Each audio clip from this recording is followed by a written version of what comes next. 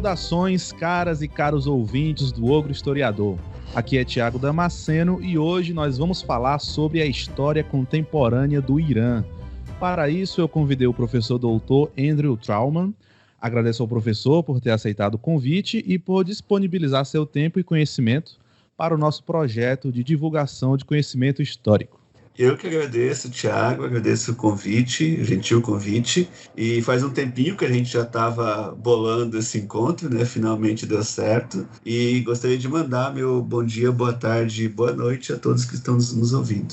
Apresentando rapidamente o professor Andrew Patrick Trauman é doutor em História pela Universidade Federal do Paraná, tendo defendido sua tese de doutorado em 2013. Atualmente é professor de Relações Internacionais do Centro Universitário Curitiba, Unicuritiba, tendo experiência em História do Irã e História da América Latina. Em 2016, lançou o livro Os Militares e os Ayatollahs, Relações Brasil-Irã, entre 1979 e 1985. Nessa obra, ele estudou as relações diplomáticas entre Brasil e Irã. Analisando documentos do Itamaraty em Brasília, ele pôde constatar que a política externa do governo brasileiro era pragmática, prática, em relação ao Irã, um dos principais produtores de petróleo do mundo. Nessa pesquisa, também se pode perceber o predomínio do pragmatismo na política externa iraniana nas suas relações com outras instituições, como a OTAN, e com outros países, como os Estados Unidos e até mesmo com Israel. 2020 começou com um grande problema internacional, que foi o ataque aéreo dos Estados Unidos no aeroporto de Bagdá, no Iraque, no dia 3 de janeiro. Esse ataque matou o general Qasem Soleimani, de 62 anos, comandante da Força Quds, uma unidade de elite da Guarda Revolucionária do Irã. Na ocasião, muito se comentou sobre uma possível guerra entre Estados Unidos e Irã, e até mesmo sobre uma possível terceira guerra mundial. Nada disso aconteceu de fato. Como eu gosto de falar, a roda da história está aí rodando e esmagando nossas cabeças, e agora estamos com outro problema, e maior ainda, que é o coronavírus. Mesmo assim, é de suma importância continuarmos conhecendo a geopolítica mundial. Mas antes disso, antes de a gente começar a nossa entrevista, farei uma breve contextualização histórica do Irã para introduzir o tema aos ouvintes. O Irã é um país da região denominada como Oriente Médio, situado entre o Iraque, a oeste, e o Turcomenistão, o Afeganistão e Paquistão, a leste de suas fronteiras. O Irã é herdeiro do antigo Império Persa, fundado no século VI a.C. por Ciro, o Grande. O império liderado por Ciro chegou a controlar todo o Oriente Médio e territórios que hoje correspondem a partes das atuais Grécia e Líbia. O Império Persa também é conhecido por ter travado uma série de batalhas contra os gregos no século V a.C., que ficaram conhecidas como guerras médicas ou guerras greco-pérsicas. Também na antiguidade, os persas, comandados pela dinastia sassânida, tornaram-se os grandes rivais militares dos romanos. Muitas vezes infligiram aos romanos pesadas derrotas e humilhações. Derrotas essas que foram simbolizadas na humilhação sofrida por Valeriano no século III d.C., e na morte de Juliano em combate contra as tropas de Sapor II, no século IV d.C. No século VII d.C., o Império Persa foi vencido e anexado ao recém-nascido Império Árabe Islâmico. Apesar da chegada do Islã, religião dos conquistadores, a língua e a cultura persa como um todo não deixaram de ser cultivadas pelo decorrer do tempo. Séculos depois, durante os anos da dinastia Safávida, soberana entre 1501 e 1722, a vertente do Islã, conhecida como xiismo, se consolidou no país. Um dos princípios do xiismo é que o soberano político da comunidade muçulmana deve ser descendente do profeta Muhammad, fundador histórico do Islã, no século VII d.C. Saltando muitos anos para frente, é possível observar que o Irã esteve por muitas décadas sob influência de potências, como o Império Britânico, o Império Russo e os Estados Unidos da América. Após o fim da Primeira Guerra Mundial, a dinastia Pahlavi se estabeleceu no poder, iniciando um processo de dependência do país ao capital estrangeiro e a uma modernização forçada aos moldes da cultura ocidental. O segundo e último membro dessa dinastia, o Shah ou Rei Reza Pahlavi, governou o país de 1941 a 1979. Nesse período, cresceu a concentração de renda nas mãos de uma elite político-econômica, a desigualdade social atingiu níveis alarmantes e a polícia política do governo, a SAVAK, reprimiu com violência os protestos contra o regime, causando centenas de torturas e mortes. Dentre os muitos problemas daquela monarquia ditatorial estava a falta de identificação do regime com boa parte da população iraniana, causando assim uma carência de legitimidade popular do governo. Por exemplo, enquanto o monarca e a elite desdenhavam da religião islâmica, vendo-a como retrógrada, muitos setores da sociedade, como operários da indústria, comerciantes e profissionais liberais, se identificavam com autoridades religiosas xiitas, como o famoso Ayatollah Ruhollah Khomeini, principal articulador, estrategista e líder da Revolução Islâmica de 1979. Desde 1963, Khomeini vivia em exílio no Iraque, tendo sido expulso do Irã pelas suas críticas ao regime de Reza Pahlavi. Khomeini acusava o governo do Shah de ser ilegítimo e de causar injustiças contra seu próprio povo. Após a intensificação dos protestos populares e do enfraquecimento político de Reza Pahlavi, Khomeini retornou ao Irã em 1º de fevereiro de 1979, tendo recebido por cerca de 1 milhão de pessoas na capital Teherã. Naquele momento, Reza Pahlavi já havia deixado o país e seu governo já tinha sido dissolvido. Iniciou-se então a instauração da República Islâmica do Irã.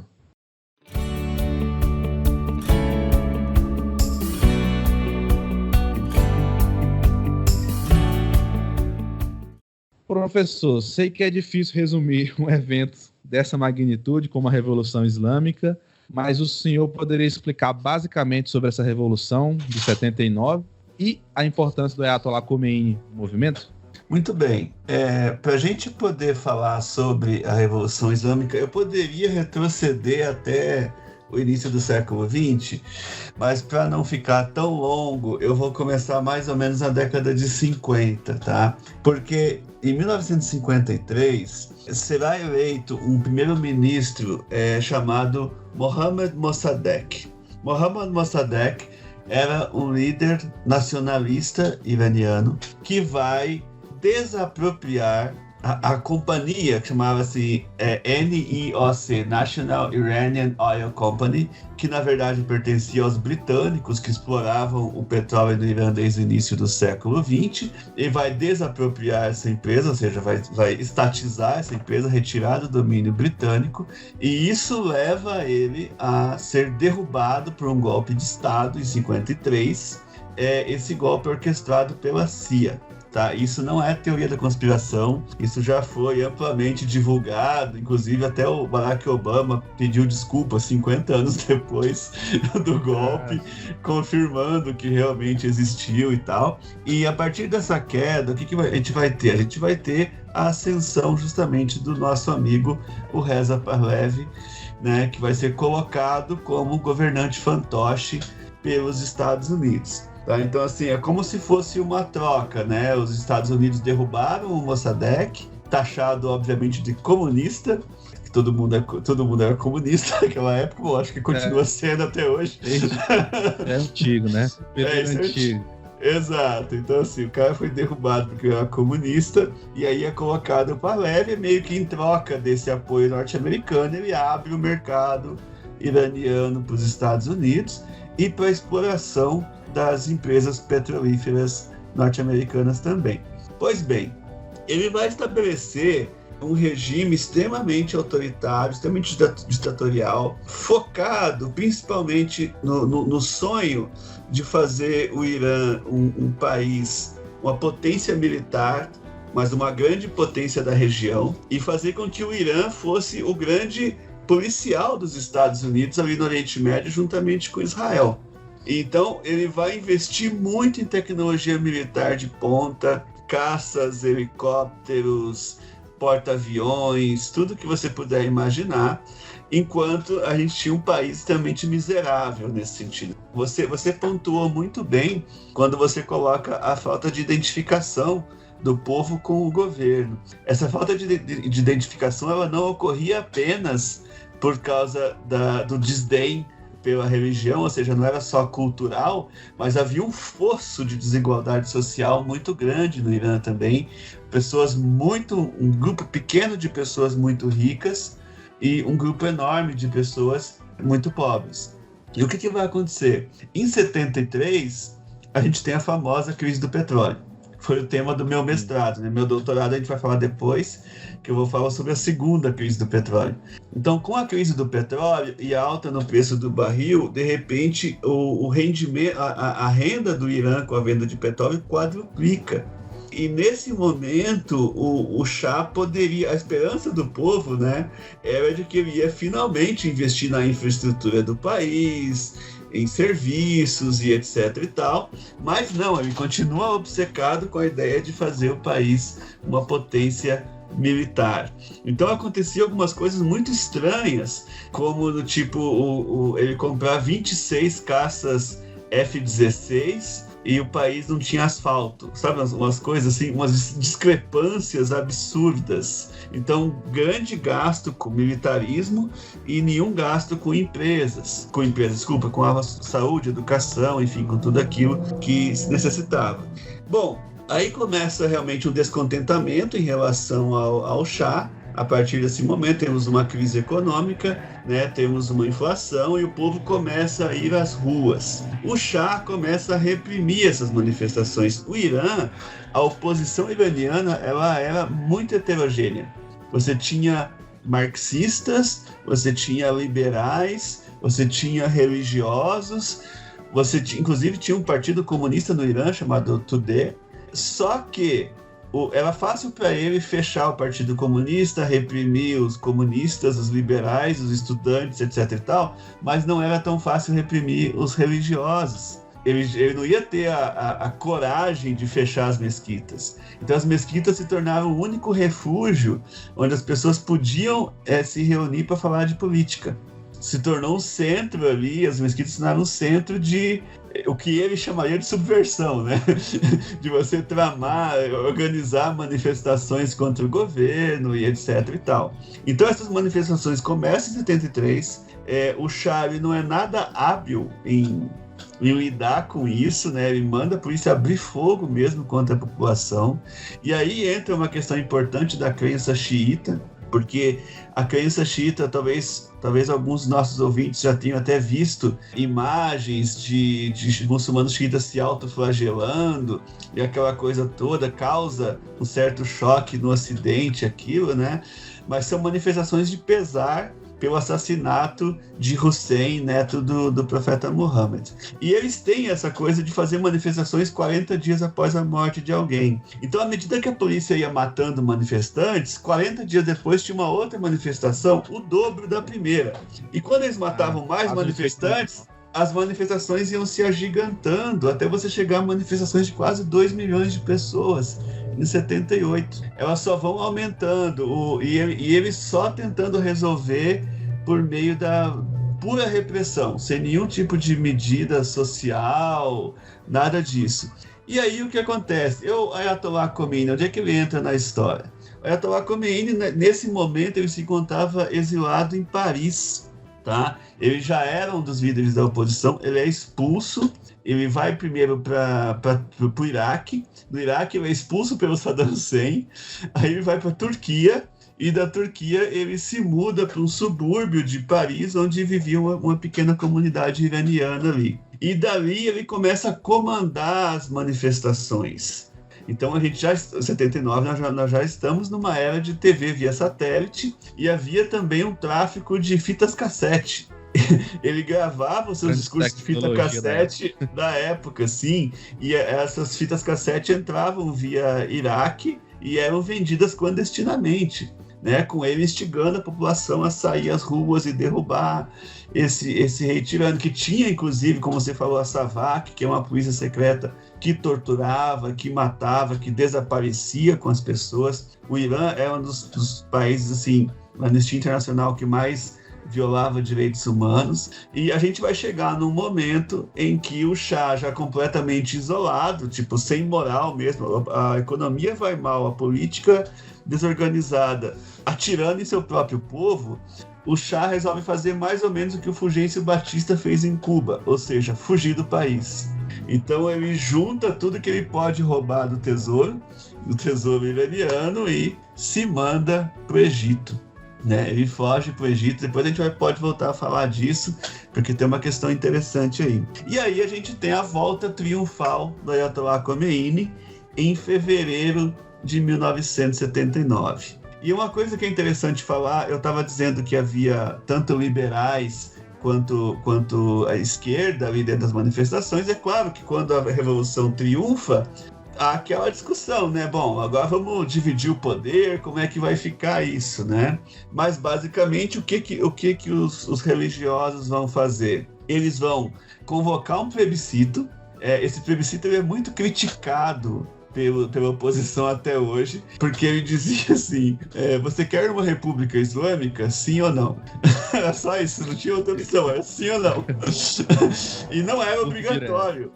E não era obrigatória a participação também. Então, assim, dizem, né, a oposição, que não foi nem 50% das pessoas votar e tal, mas deu tipo 97% sim, porque quem foi votar queria uma república islâmica, uma república que representasse a cultura deles, né? Eles se sentissem novamente, pô, aqui tem um iraniano comandando a gente, alguém como nós, e não um cara que acha que é americano ou alguma coisa do tipo, né? E aí ele vai comandar o país, começa essa revolução, ele vai ficar no poder até a sua morte no ano de 1988.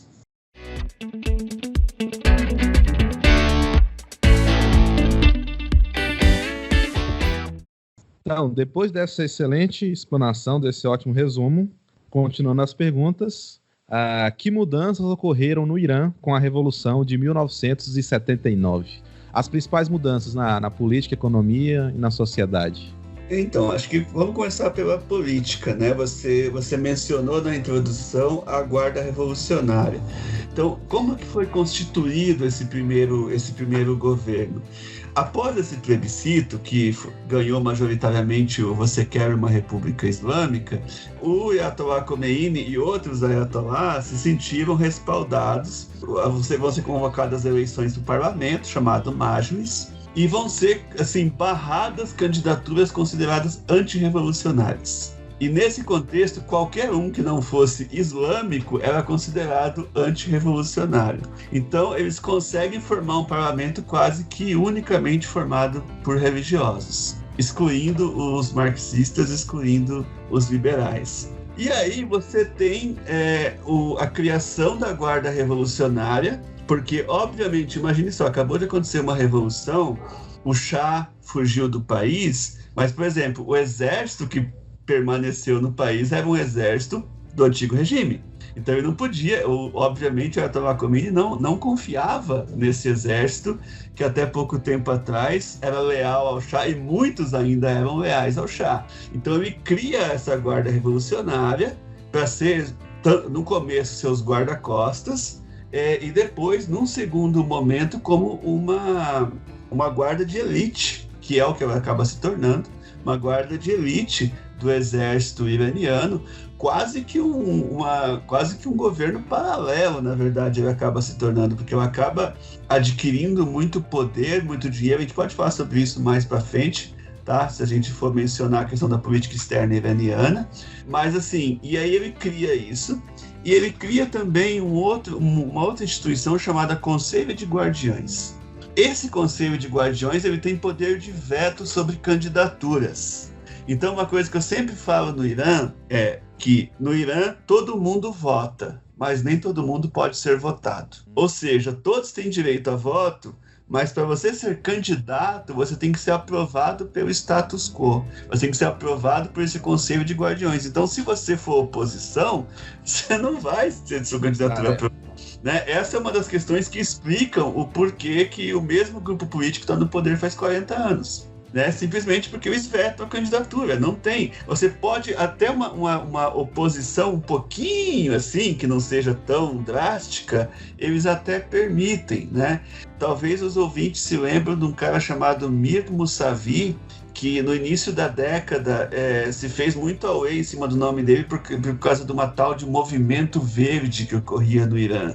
E as pessoas usavam verde, faixas verdes, e aqui no Ocidente as pessoas confundiam-se completamente, achando que era um movimento democrático, que era um movimento ocidental, e etc e tal, e que esse Mir Mousavi chegou a ser chamado de Gorbachev do Irã, que ele ia abrir o país, e etc e tal, mas nada disso, ele foi ministro do Khomeini. Então ele era status quo também. Talvez ele tivesse uma posição um pouco mais moderada, mas dentro desse escopo, entende?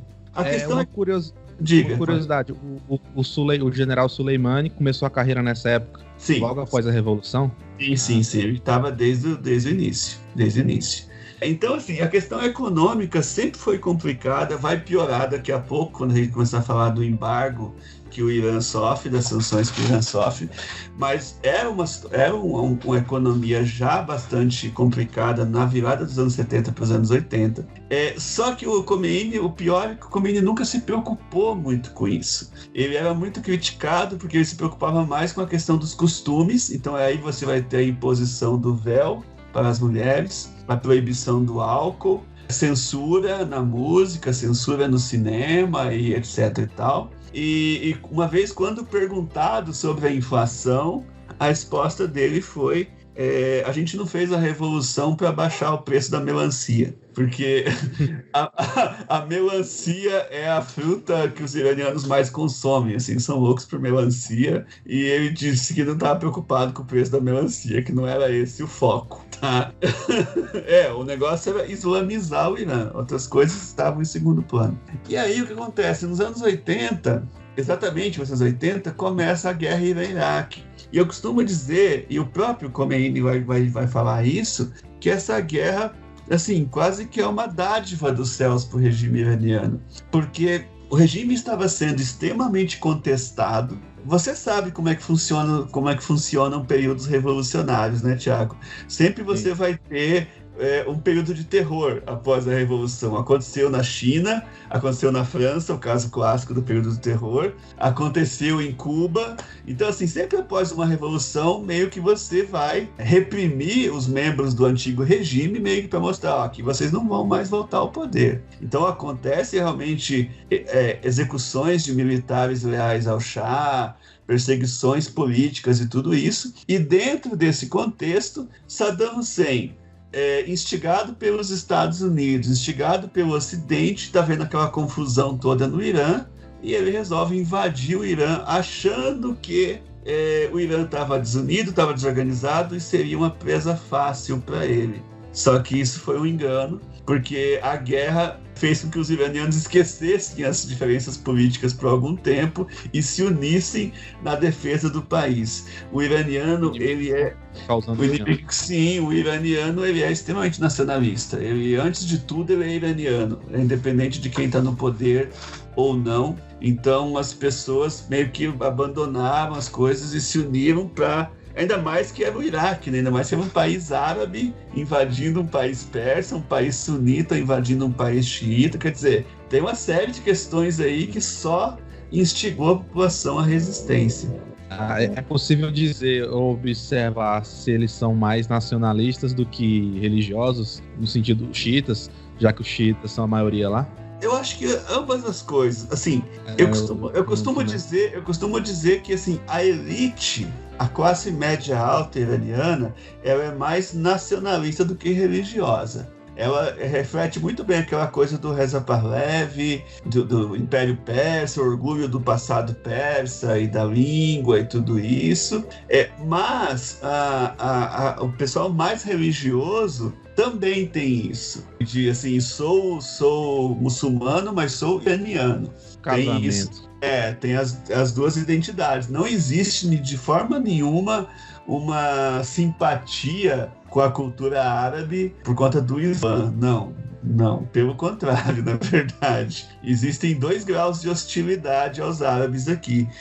Na classe média alta, porque eles consideram o Islã uma religião retrógrada ou coisa do tipo. E entre os populares, existe aquela coisa de que foram os sunitas que mataram Hassan Hussein. Então a gente odeia os sunitas.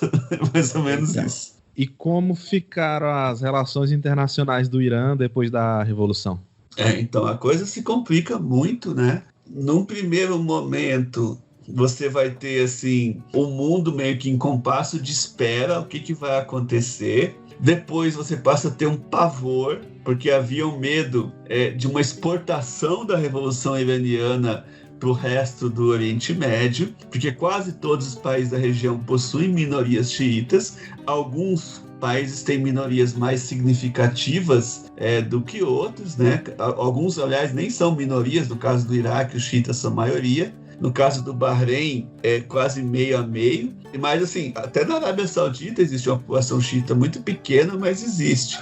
Então havia medo da exportação, talvez para fazer um paralelo para o nosso ouvinte, assim como havia aquela paranoia do medo da exportação da Revolução Cubana durante os anos 60 e aquela coisa de fazer uma quarentena, isolar Cuba para que o comunismo não se espalhasse, vai ser algo parecido com o Irã. E havia, sim, quando ocorre a Revolução e o Ayatollah Khomeini faz declarações anti-Estados Unidos e anti-Israel, mudando completamente sua política externa, que antes da Revolução era totalmente pró-Estados Unidos e pró-Israel. Havia, sim, e até recomendo aos nossos ouvintes o filme Argo. Recomendo com algumas ressalvas, não é que o filme seja é Hollywood, né? Assim, não é uma reconstrução histórica, assim, perfeita e tal, os fatos não estão todos ali, mas é interessante porque até o filme admite que a embaixada norte-americana em Teherã era um foco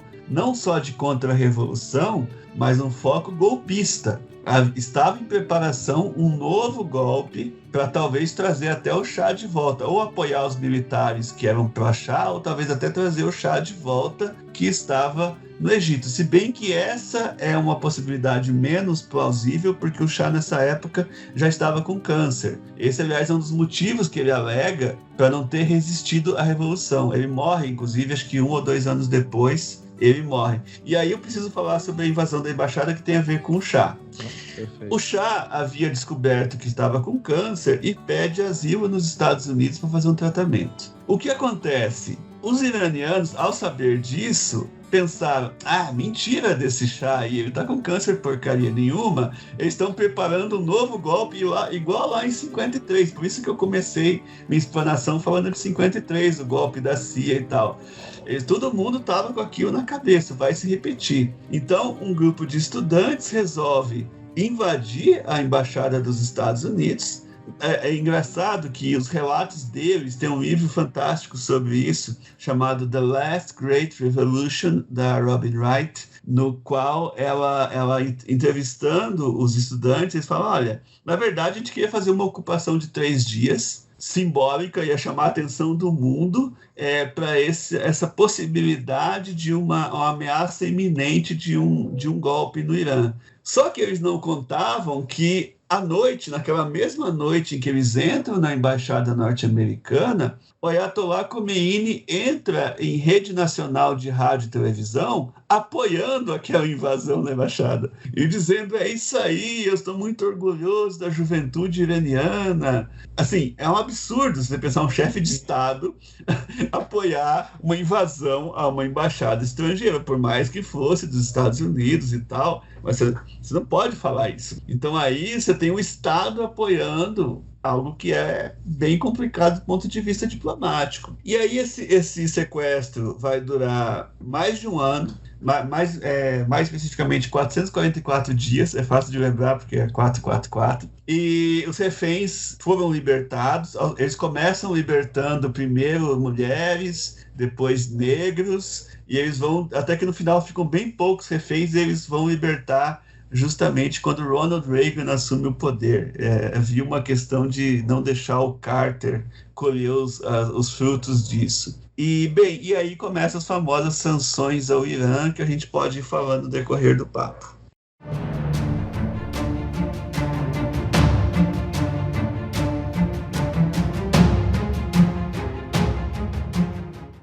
E como ficou a imagem internacional do Irã após 79? Foi a partir daí que o xiismo passou a ser visto como uma vertente religiosa extremista? Sim. A partir de 79, especialmente a partir do sequestro. A partir do sequestro, tem o sequestro e a guerra Irã-Iraque, né? Então você tem 2 eventos que vão fazer com que assim, a mídia mundial coloque os seus olhos no Irã, e sempre o Irã vai ser visto como um país radical, intransigente, etc. e tal. Mas uma coisa que eu gostaria de pontuar é que essa coisa de usar xiita como sinônimo de radical, ela é brasileira. Ah, é brasileira? É brasileira. Se você chegar e falar isso para o inglês, ele vai até entender. Mas isso é muito brasileiro, isso é uma criação da revista Veja. É a revista Veja que vai começar a usar o termo xiita como sinônimo de radical em seus textos. E eu lembro que até os anos 2000 eles ainda faziam capas, os xiitas do PT. E aí colocava lá o José Genuíno, o José Dirceu, aquela velha guarda do PT. Esses eram os xiitas do PT e coisa do tipo. Mas isso é muito brasileiro, tá? E isso tem muito a ver com o terceiro evento, que é a morte do Ayatollah Khomeini. Então, quando o Khomeini morre, isso eu falei errado, acho que eu falei 87 ou 88 antes, mas foi 89. Quando ele morre, as manifestações de pesar pela morte dele são assim, um negócio assombroso realmente. Até porque choca o Ocidente por duas razões. Primeiro, porque ele foi demonizado no Ocidente de uma maneira que os mais jovens só vão entender se a gente pensar em Osama Bin Laden ou até no pessoal do Estado Islâmico. É tipo assim, o Ayatollah Khomeini era o mal absoluto. Ele era um maluco, ele era tudo de ruim que você podia imaginar. E aí você vê as pessoas lamentando a morte dele, assim, para os ocidentais parecia ser algo incompreensível. Para piorar, você vai ter as famosas manifestações de autoflagelação das pessoas. E, inclusive, durante o féretro, as pessoas levando o caixão até o cemitério, o corpo cai do caixão.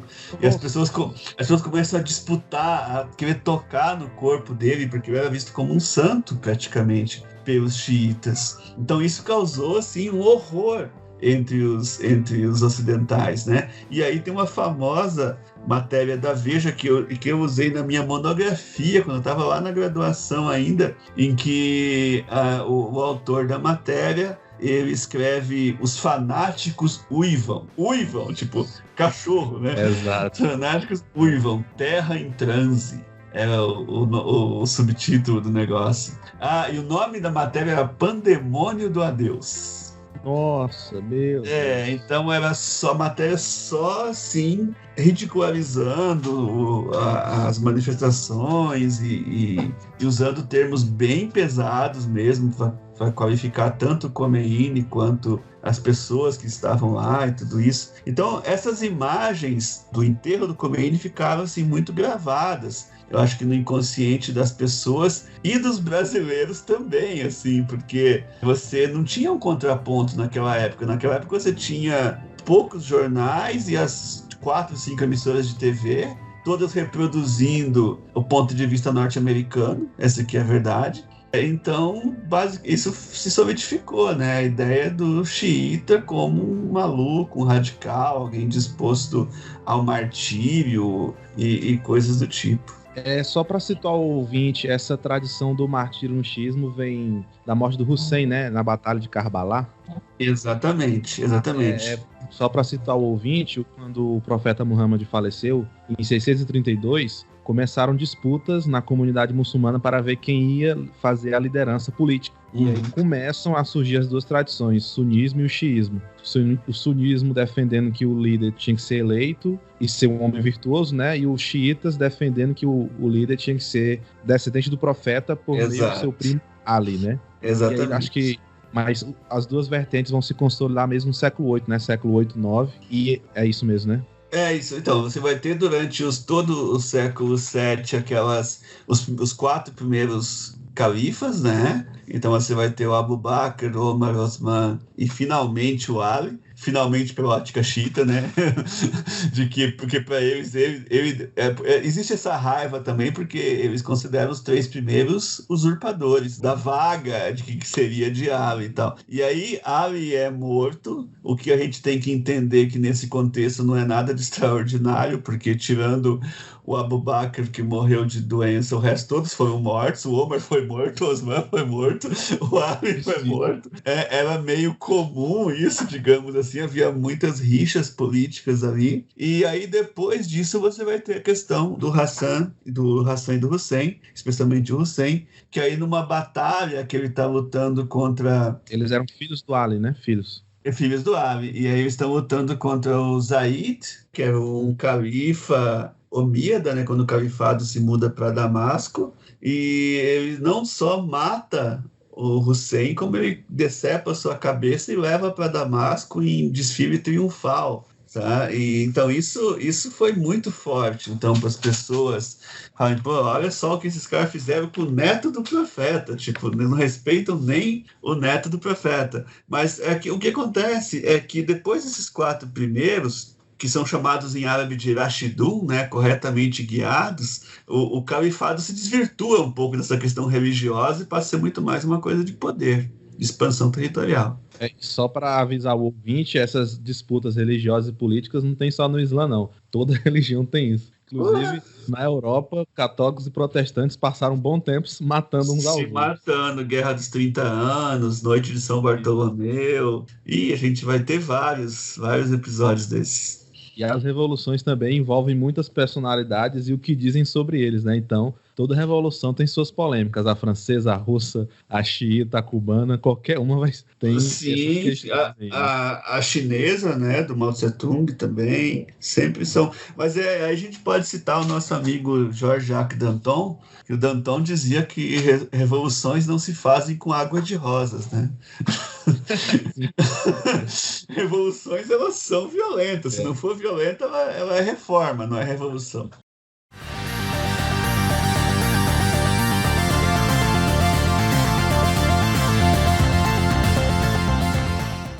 Partindo aqui para a quinta questão, na sua tese de doutorado, professor, o senhor defende que o Brasil viu na Revolução Iraniana uma oportunidade de se aproximar do país. É possível dizer ou mensurar quem teve maior protagonismo nessa tentativa de aproximação, se os militares ou os diplomatas? Eu acredito que as duas coisas.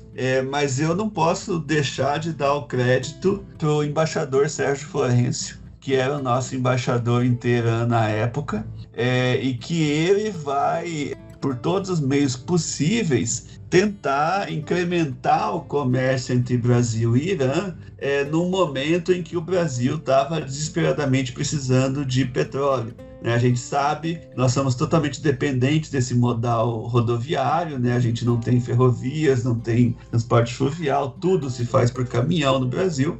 Então, quando houve a primeira crise e a segunda crise, o Brasil sofreu muito por causa dessa dependência. Inclusive, eu falo dos militares também, porque essa é uma tomada de decisão consciente, né, do presidente Geisel. O Geisel já havia sido presidente da Petrobras. Esse vai ser um dos motivos, aliás, que leva os militares a escolhê-lo como presidente. O Brasil precisava de alguém experiente nessa área do petróleo. E o Geisel, ele vai inaugurar uma política chamada pragmatismo responsável, certo? Então, o pragmatismo responsável era justamente essa ideia de se livrar um pouco desses paradigmas da Guerra Fria, de não podemos nos aproximar de países que são inimigos dos Estados Unidos, ou mesmo a questão dos comunistas, tipo, dane-se esse tipo de coisa, a gente precisa de petróleo, a gente vai aonde tiver petróleo, certo? Então, por exemplo, em 73, ainda no governo do Médici, a gente vai estabelecer relações com a China.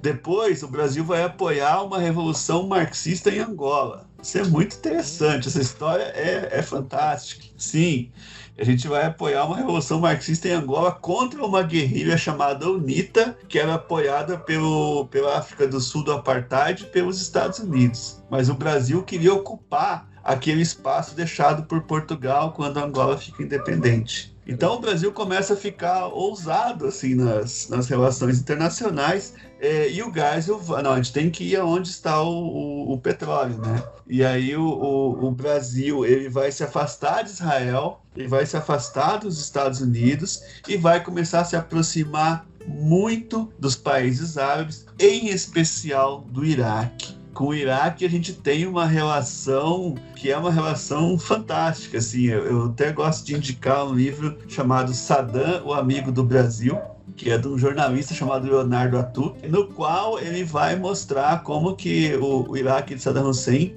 facilitava os pagamentos. A gente, na verdade, não tinha dinheiro, então o Brasil trocava petróleo por serviços, basicamente. Vão entrar no Iraque a construtora Mendes Júnior, vão entrar uma Mercedes-Benz do Brasil, vai entrar a Massey Ferguson do Brasil, vai entrar a própria Petrobras. Então era meio petróleo por serviços. Inclusive havia vários brasileiros vivendo no Iraque naquela época. E aí que a gente vai chegar na questão do Irã, né?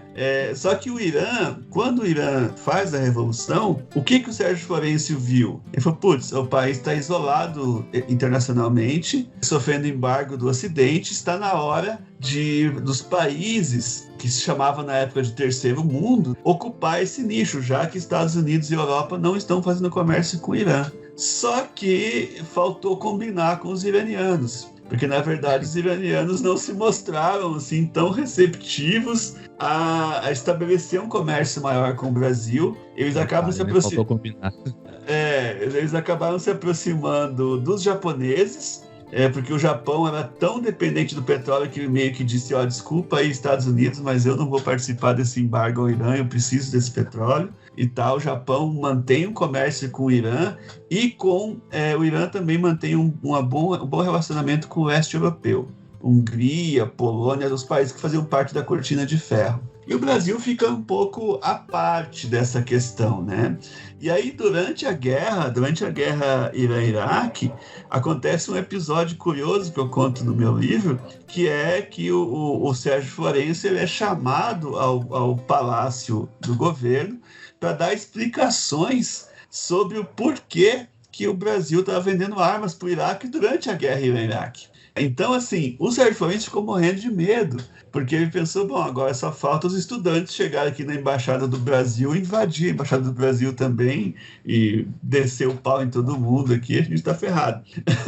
E aí ele fica realmente receoso, entra em contato com o Itamaraty e fala, olha, amanhã eu vou lá no Palácio do Governo, vão cobrar explicações sobre a venda de armas ao Iraque, o que eu digo para eles? E a instrução do Itamaraty para o Sérgio Florencio diga a eles que se eles quiserem, a gente vende armas para eles também.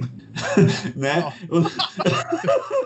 A gente não tá nem, a gente quer vender arma, a gente não tá nem de um lado nem do outro. E assim, acaba que ele aquela coisa meio diplomática, fala, não, veja bem, não é bem assim, nós não estamos do lado do Iraque, são meras relações técnicas, comerciais, e acaba meio que ficando por isso mesmo, assim, sabe? Então, assim, é uma história que ela não tem exatamente um final feliz, mas ela leva algumas questões bem interessantes em termos do pragmatismo da diplomacia brasileira, que no período Figueiredo ela vai continuar também, no mesmo, assim como estava o Geisel. Interessante que o ouvinte já vê que, dependendo do período histórico e dos interesses e das necessidades, as parcerias podem surpreender a gente agora, né? Anos depois. Sim. Não, e inclusive eu sempre falo isso para os meus alunos, que eu também sou professor de História da Política Externa do Brasil, que enquanto a política interna do regime militar continuava com aquele discurso anticomunista, externamente nós éramos super progressistas. Externamente, a política externa brasileira é super progressista, aberta ao mundo. O Brasil nunca rompeu com a União Soviética, manteve relações com a União Soviética durante todo o regime militar. A única exceção mesmo foi Cuba, porque Cuba parecia que era uma questão de honra para os militares. Não, a gente rompeu com Cuba e com Cuba a gente não conversa. Mas nos aproximamos da China, a gente vai ter uma série de episódios aí, inclusive um programa nuclear com o Iraque, um programa nuclear com a Alemanha Ocidental, que deixou os Estados Unidos bem aborrecidos com a gente, para usar uma palavra elegante. Aborrecidos. Lembrei de anos atrás do Vargas, né, durante a Segunda Guerra, que aqui dentro era ditador, e ditador populista, não sei se pode falar assim. E lá fora era democrata, né? Ao lado dos aliados da liberdade. Exatamente. Havia uma discrepância gigantesca, né, entre o cenário interno e o cenário externo. Tem o país lá de fora e o país daqui. A sexta questão, o senhor já respondeu parte, que eu ia perguntar sobre como o Brasil equilibrou os interesses na região durante a guerra Irã-Iraque entre 80 e 88, sendo o Iraque o grande comprador de arma brasileira, se houve algum tipo de mal-estar. Pelo jeito houve, mas se tocou a vida, né? Houve, mas assim, eles conseguiram consertar ali e tal, não chegou a ter grande... O Brasil passou a ser muito atacado na mídia iraniana nessa época, né? Foi uma coisa muito bizarra, assim, que os jornais iranianos fizeram uma conta, olha só, eles pegaram a dívida externa do Brasil e dividiram pelo número de habitantes e falaram, cada brasileiro já nasce devendo $300 para os americanos. Olha, meu Deus.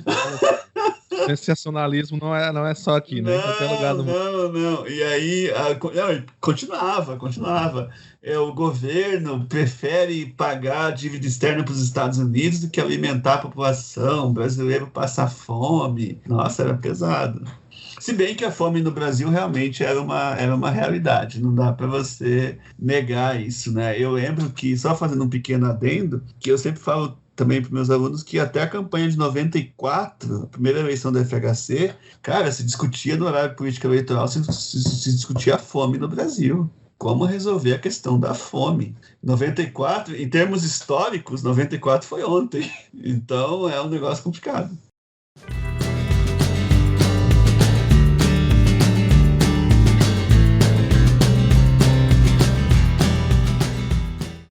Partindo aqui para a penúltima pergunta, a nova República Brasileira, ela pode ser vista mais sob a chave da continuidade ou da ruptura em relação no que concerne às relações diplomáticas com o Irã? E, mais para cá, né, a diplomacia bolsonarista, em específico, é uma ruptura ou uma continuidade dessa tradição? Você pode falar em tradição? A gente vai ter uma ruptura com toda essa aproximação com o Oriente Médio já a partir do governo Sarney. O governo Sarney já é um governo muito mais focado nas relações com a América do Sul. Então, assim, a gente vai ter uma aproximação com a Argentina nesse momento, Raul Alfonsín na Argentina, Sarney no Brasil. As relações com a Europa nessa época também não prosperaram muito. O Brasil teve muita dificuldade com o Ronald Reagan, que é uma pessoa muito difícil de se lidar. Depois, a gente vai ter eu não vou nem falar de governo Collor e Itamar Franco, porque assim, eles são tão breves, a política externa é tão... Não acontece muita coisa, né? Mas eles mantêm distanciamento do Oriente Médio. FHC, mesma coisa. FHC, acho que até influenciado pela sua carreira de sociólogo, muito francófilo, ele vai tentar se focar ao máximo na Europa, né? Ele gostava muito de relações com a União Europeia e tudo isso, também se mantém afastado do Oriente Médio. E apenas no governo Lula que a gente vai ter realmente 18 anos de aproximação com o Oriente Médio novamente, inclusive culminando, já que estamos falando de Irã, culminando com o Lula e o Celso Amorim viajando a Teherã e conseguindo fazer o que os britânicos e os Estados Unidos não tinham conseguido, que é o acordo nuclear. Esse acordo foi obtido, só que na sequência os Estados Unidos sabotaram completamente esse acordo. Certo? Mas eles fizeram, o Brasil e a Turquia fizeram exatamente o que o Obama havia recomendado de fazer. O Celso Amorim conta essa história brilhantemente no seu livro Teherã, Doha e Ramallah, em que ele narra em primeira pessoa essa questão do acordo nuclear. Você quer que eu fale um pouco sobre isso ou não? Se quiser falar, à vontade. Então, o tempo daquele presidente do Ahmadinejad, né? Isso, esse mesmo. Então, o que aconteceu ali? Basicamente, havia uma tentativa de acordo com o Irã, tá? No qual o Irã iria entregar 1.200 quilos de urânio enriquecido a 3% e, em troca, a França entregaria ao Irã 120 quilos enriquecidos a 20%. repetido, 1.200 a 3 por 120 quilos, 10 vezes menos, mas enriquecidos a 20%. Só que qual que era o nó nessa história? A França não queria fazer a troca simultânea do urânio. E os iranianos não confiavam na França. Tipo, a França queria, não, você entrega primeiro e quando der eu entrego o meu. E os caras vão enrolar a gente, né? E aí o que acontece? Com a entrada da Turquia na jogada, então ficou estabelecido que a Turquia então iria substituir a França e a Turquia topava fazer a troca simultânea. Daí o Ahmadinejad e o líder supremo atual, o Ali Khamenei, toparam, e aí o Celso Amorim fica eufórico e tal, e no dia seguinte ele liga para Hillary Clinton, que era a secretária de Estado do Obama, e fala, cara, a gente conseguiu o acordo, eles tinham se comemorado com... Não, champanhe no Irã não pode, né, mas enfim, eles tinham comemorado lá o acordo, e daí a Hillary Clinton falou, então, na verdade a gente vai aumentar as sanções agora. Celso Amorim, como assim? A gente vai aumentar, porque, cara, foi tão difícil de convencer a Rússia e a China a aceitarem essas sanções, tivemos que dizer que aquilo não vai, tivemos que contornar, aquilo não vai atingir os objetivos deles, os investimentos deles, desculpa, região, isso aqui. Aí depois que eles aceitam, a gente vai falar, agora tem acordo. Então, assim, é um rolo. Existe um autor iraniano, que eu acho que vive nos Estados Unidos, chamado Trita Parsi, que ele escreve falando que, na verdade, foi o acordo mexeu com o ego dos Estados Unidos, porque imagina Brasil e Turquia, dois países secundários no cenário internacional, conseguindo o que ninguém tinha conseguido, eles não iam permitir que isso acontecesse. Então eles fazem o acordo, não dá em nada, e aí começa essa questão de novo com o acordo nuclear do P5+1, que os Estados Unidos se retiraram e etc e tal. Uma dúvida que surgiu agora, o Ahmadinejad era presidente, mas o Khomeini, na condição de líder supremo, estava acima na prática ou... Não, é assim mesmo. Não, é assim mesmo. Ainda bem que porque eu falei do Conselho de Guardiães e falei do Majlis, que é o parlamento, e falei da Guarda Revolucionária, mas acabei não explicando que existe essa questão. E tem o presidente do país, mas acima do presidente está o líder supremo. O presidente, ele governa de fato, ele governa mesmo. Tá? A gente tem o Rouhani agora, a gente teve o Ahmadinejad, ele governa, mas o Khamenei tem poder de veto, certo? O Khamenei, ele é um líder religioso, mas toda medida que o presidente tiver que tomar, que lidar com economia, política externa, coisas mais sensíveis, assim, a palavra final é do líder supremo. Ah, interessante, eu não sabia. E a diplomacia bolsonarista? Sim. Então ela já havia, ainda bem que você falou, porque na verdade no governo Dilma e Temer já há uma volta àquele status quo anterior de não ligar para o Oriente Médio, e o Bolsonaro, ele continua essa coisa de não ligar para o Oriente Médio, a não ser Israel. É a primeira vez que a gente tem um governo tão próximo de Israel, eu nunca vi na nossa história, assim. Embora ele seja um governo que ele está tão alinhado com os Estados Unidos que a diplomacia bolsonarista ela faz esses acenos a países árabes alinhados aos Estados Unidos, como, por exemplo, a Arábia Saudita. Né? Então, já tem selfies do Eduardo Bolsonaro com o Mohammed bin Salman e coisas do tipo. E coisas do tipo assim. Então, quando os Estados Unidos dá o ok, tipo, não, esse país árabe é bacana, aí o governo Bolsonaro também acha bacana. Talvez não sabe nem por quê, mas acha. Vai seguindo. Vai seguindo, exatamente. A gente vai no vácuo.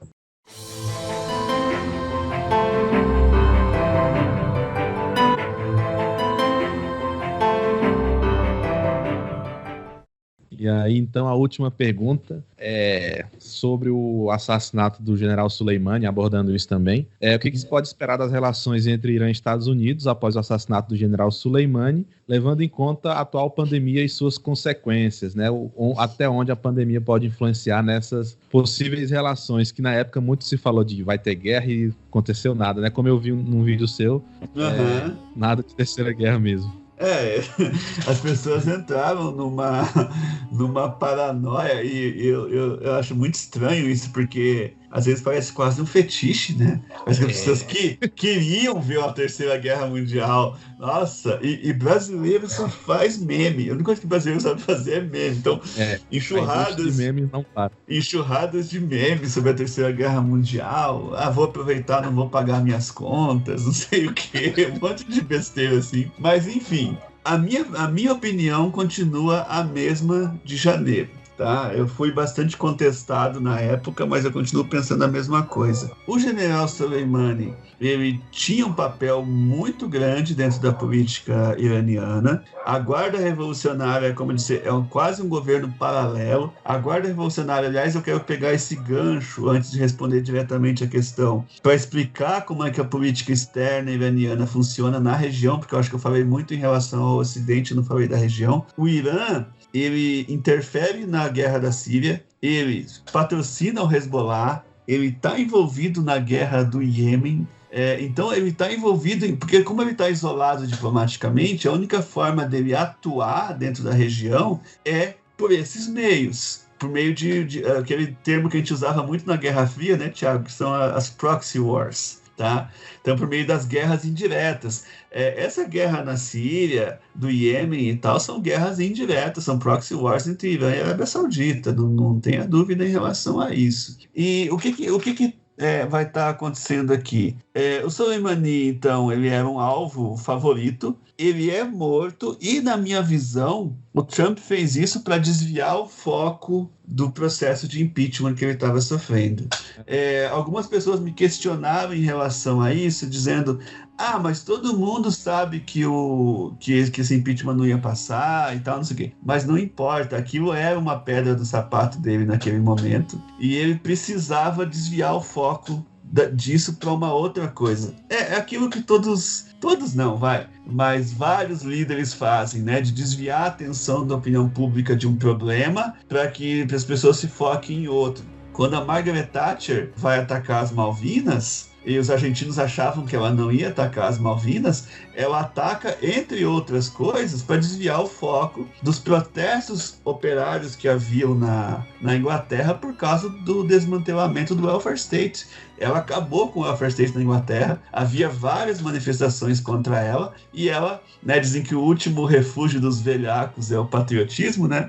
Ela vai e invoca o patriotismo para unir a galera ali. Mas, enfim, eu continuo com a mesma opinião, eu acho que foi isso. Tanto é que depois parece que ocorre um acordo de cavaleiros nos bastidores, eu acredito muito nisso. Porque o Irã lança um ataque aos Estados Unidos, entre aspas, um negócio iraquiano, um negócio americano no Iraque, uma base, no momento em que não havia ninguém, para não matar nenhum soldado americano, e fica por isso mesmo. Fica, vocês atacaram aqui, eu ataquei ali, não sei o quê, aí o Trump fala, vamos negociar, e a coisa começa a esfriar. Em relação à pandemia do coronavírus, já me perguntaram isso também, e a atuação dos Estados Unidos nesse sentido é uma atuação horrível. Porque no dia 20 de março, os Estados Unidos anunciaram que vão aumentar as sanções ao Irã. Sendo que o Irã já é um dos países mais isolados do mundo.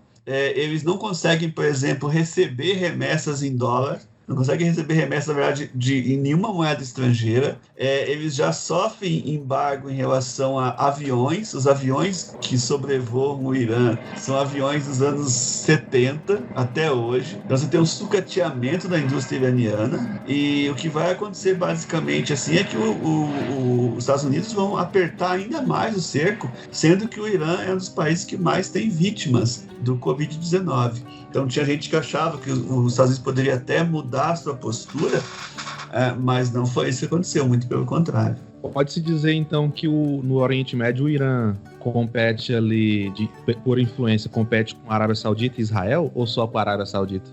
Assim, hoje, uma coisa que era inimaginável há uns anos atrás seria uma aliança entre a Arábia Saudita e Israel, mas hoje ela existe. É uma aliança tácita, não é uma aliança por escrito e tal, mas ambos têm um inimigo em comum, se uniram para um inimigo em comum, que é o Irã. Por quê? Por que para Israel o Irã é um inimigo? Porque o Irã é o país que esteve mais perto de obter uma bomba atômica. E no Oriente Médio, Israel é o único país que tem uma bomba atômica. Então, se o Irã também obtivesse, a gente teria aquele chamado equilíbrio do terror ali, como nós temos entre Índia e Paquistão, e provavelmente Israel pensaria 2 vezes antes de cometer certas ações que eles cometem ali nas colinas de Golã, na Síria. Então seria um fator de contenção. Eu não acredito na propaganda israelense que diz que os ayatollahs são todos uns malucos, suicidas, e eles iriam pegar essa bomba e jogar em Israel. Não,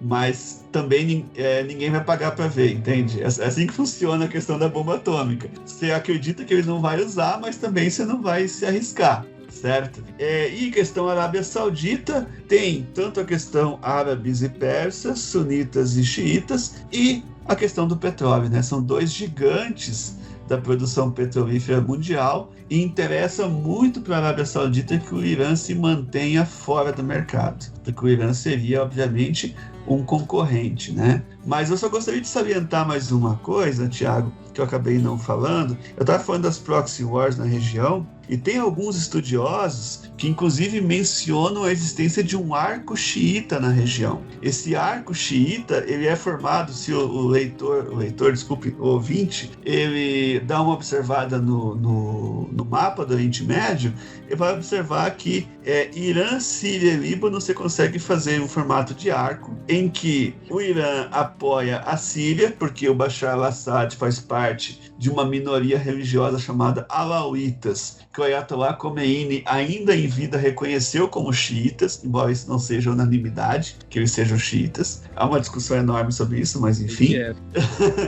E a gente tem o apoio ao Hezbollah. E o Hezbollah é um partido político legalizado, com cadeiras no parlamento e tudo, mas que tem um braço armado muito forte, que resistiu a 2 invasões israelenses, e que também tem um trabalho assistencial muito forte dentro do Líbano. Tem quem não goste muito do Hezbollah, porque ele praticamente substituiu o Estado libanês. Você nem ouve falar em exército libanês. Quem defende o Líbano quando o Líbano é invadido é o Hezbollah, financiado pelo Irã. Então esse é uma forma de soft power iraniano, digamos assim, em relação à população xiita do Irã. Então eles constroem creches, hospitais, escolas e etc e tal, e assim o Irã vai levando a sua influência. Onde há algum grupo xiita, o Irã vai estar lá. Professor, muito obrigado pelo esclarecimento, aprendi muito hoje, acho que os ouvintes também, e como é tradicional no programa, a gente tem as dicas culturais. O que o senhor pode aí, sugerir para as pessoas assistirem ou lerem sobre o tema? Então, vou começar pela parte realmente de cultura mesmo, um livro de uma autora chamada Alessandra Meleiro, chamada O Novo Cinema Iraniano. O cinema iraniano é muito festejado internacionalmente, sempre está ali concorrendo e ganhando as principais premiações, especialmente na Europa. E a Alessandra Meleiro, ela narra, né, como que são feitos esses filmes que ganham prêmios internacionais, como A Separação, O Círculo, etc. e tal, vários filmes bastante conhecidos. Eu recomendo também um livro de um professor do Rio de Janeiro, o Murilo Bonmeiry, que é autor também do livro da coleção Povos e Civilizações. O Murilo Bonmeiry, ele escreveu Os Libaneses, e escreveu também um livro sobre o Irã, que tem um título bem humorado, chamado As 1001 Noites Mal Dormidas. É uma literatura bacana em português. Tem o meu livro também. Para quem lê em inglês, eu recomendo The Last Great Revolution, da Robin Wright, uma jornalista, mas assim, o livro é bem bacana mesmo, sobre a Revolução Iraniana, e falado de uma forma bem simples. E, pessoal, existem vários filmes iranianos completos no YouTube, legendados, tá? Então você pode procurar Balão Branco, Onde Fica a Casa do Meu Amigo, O Jarro, O Círculo. Eu acho que inclusive a Separação, que ganhou o Oscar, também tem. Então basta vocês procurarem aí, é bacana para entender a cultura iraniana também, como que ela funciona, o cotidiano das pessoas, né? E não só a questão do Estado, porque do Estado que a gente já falou durante 1 hora. Você quer fazer algum jabá, site? Eu gostaria de falar que, assim, eu tenho o livro, né, que vai ser colocado aí no link, os militares ayatollahs, e que eu também, além do Irã e do Oriente Médio, também trabalho com a América Latina, isso foi mencionado, mas que eu também sou especialista em Colômbia. Tenho um livro dessa coleção Povos e Civilizações, chamado Os Colombianos. Eu sou o autor do livro, também é um país que me interessa bastante, aí já mais por questões pessoais mesmo. Mas eu comecei a estudar muito a questão das lutas sociais dentro da Colômbia, e aí também é um livro que eu gostaria de recomendar as pessoas puderem dar uma chance para ele. É um livro bem abrangente, ele fala de história, de economia, mas fala também de Gabriel Garcia Marques, fala de música, fala de cinema, fala de culinária, fala de tudo um pouco. Tudo bem, mas esse é sobre a Colômbia. Não, sem problema. Não tem problema? Então tá. Não. Eu e o professor Renato Costa, da Unipampa, nós estamos organizando um livro sobre a Revolução Iraniana. A gente não tem ainda um prazo de lançamento, mas tem que sair esse ano, porque na verdade ele já está com 1 ano de atraso. Porque em 2019 a Revolução Iraniana fez 40 anos, então a gente queria pegar essa data redonda, né? Os 40 anos. Já perdemos, nós já estamos com 41, mas de toda forma, o título do livro será a Revolução Iraniana 40 anos, de Khomeini a Soleimani. Então a gente reuniu vários autores que são especialistas em Irã, né? O próprio Murilo Bonmeri, que eu falei agora há pouco, do livro dele As Mil e Uma Noites Mal Dormidas, Karina Arroyo, que é editora da revista Literis, Patrícia Prado, Ana Maria Hayat Parvar, assim, muita gente boa mesmo, que tem essa expertise assim, em falar sobre o Irã.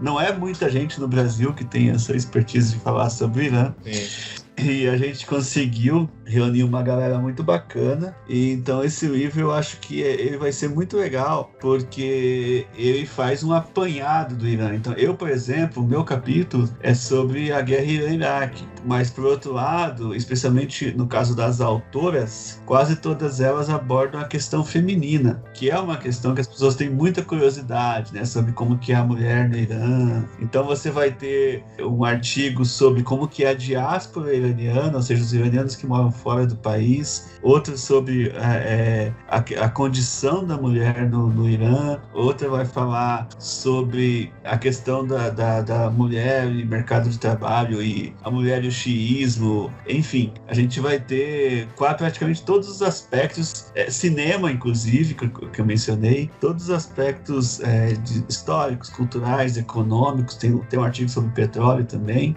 vai estar nesse livro. Eu acho que é uma grande contribuição que a gente está fazendo para as pessoas terem material sobre o Irã em língua portuguesa, que é algo bem raro. O título é Revolução Iraniana 40 anos, de Khomeini a Soleimani. Então, a gente confessa que essa do Soleimani a gente tirou da cartola aos 45 segundos do tempo. É meio que chamar a atenção mesmo, é meio que um marketing, assim, porque muita gente não deve saber quem é o Khomeini, mas esse ano, pelo menos, muita gente ouviu falar no Soleimani. E para não ficar com aquela coisa de que é um livro de história, que vai ficar falando de coisas de séculos e décadas atrás, não é. Ele é um livro de tudo um pouco. Ele é um livro de economia, de sociologia, de história, enfim, ciência política. Nós estamos na fase de revisão ortográfica com uma editora do Rio de Janeiro. Como a gente não assinou ainda, eu não posso falar, mas, assim, tá tudo muito bem encaminhado. Bacana. Já fica aí o merchan. Fica aí o merchan, e quando sair a gente avisa. Beleza. E aí a gente põe o link atualiza a página do podcast. Isso, beleza.